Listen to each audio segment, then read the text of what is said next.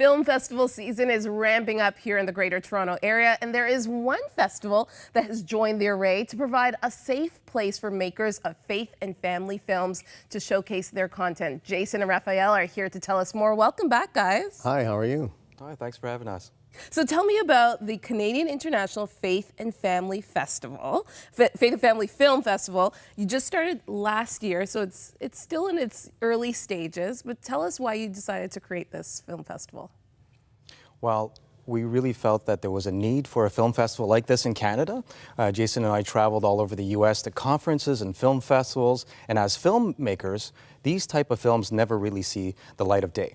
So really having a place where we could gather and celebrate our faith and watch these films was really through a need of showcasing these films. And Jason, what was the response like last year when you first started? Oh, you know, it was really overwhelming. It was incredible. It started off, people were sort of coming in, looking around, getting the feel for the place. But on the final day, when we screened Let There Be Light, our red carpet event, it was full house, and it was incredible. In fact, a lot of the presenters had a lot of kudos for us, and it was very moving, you know, being the first year out of the gate. And the films were very inspiring, so the audience went away very pleased, and they couldn't wait for year two. Now, obviously, us being in the media, we know how it can be hard sometimes for faith and family films or any sort of content to get really see the day of light when it comes to just getting exposure. Tell me about some of the challenges that you guys have had in making sure that these films do get to be seen by the mass. I think Jason and I, being in the film industry for so many years, one of the challenges we did not have is getting content. So we were able to reach out to the studios and to independent filmmakers. We had 176 submissions from 22 countries this year. We're so proud of that. But being able to showcase it, one of our challenges is having enough room to showcase that many films. But we are showing about 35 films and celebrating in different categories like short films, feature films, animation, and we're really proud of that. Yeah, one thing we like to do is we want to give credit to our filmmakers. So what we do is we have a selection list.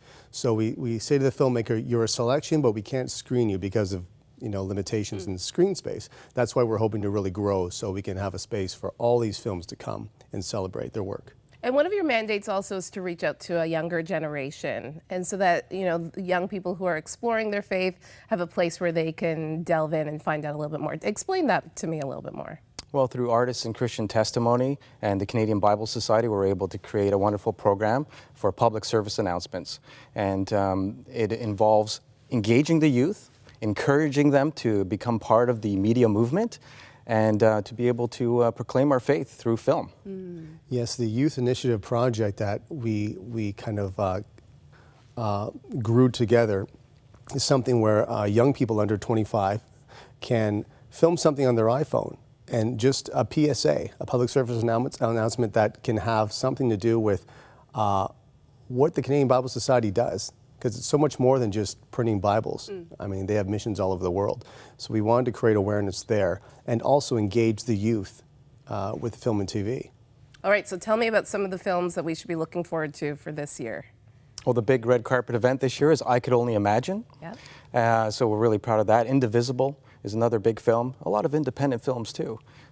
Jason, maybe do you remember some of the shorts? Yes, there's some incredible documentaries of people really making big changes in the world in different countries. That this is part of what we do. We want to be a voice for these films that talk about forgiveness, talk about giving back to people, helping these young children. I mean, sex trafficking, Trade of Innocence is one of the great films.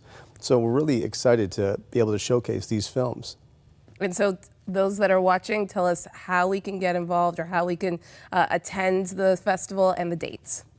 Well, the festival takes place on September 14th, 15th, and 16th. You could go on kifflix.ca or kifflix.com, and tickets are on sale right now. So we're looking forward to seeing lots of people, lots of crowds. We have a music element, we have an award show, a filmmakers panel. And what's engaging with this film festival, after every film, you could actually meet the actors and the crew members who partook in making these films. So that's really unique. Yeah, the audiences really like when you can see a film and actually meet the filmmakers and the actors. So we're offering a lot of that this year as well. Awesome. Well, thanks again, guys. And we're going to see a promotional video of CIFF. All the best, guys. All right, Wonderful. let's see it. Let's take a look.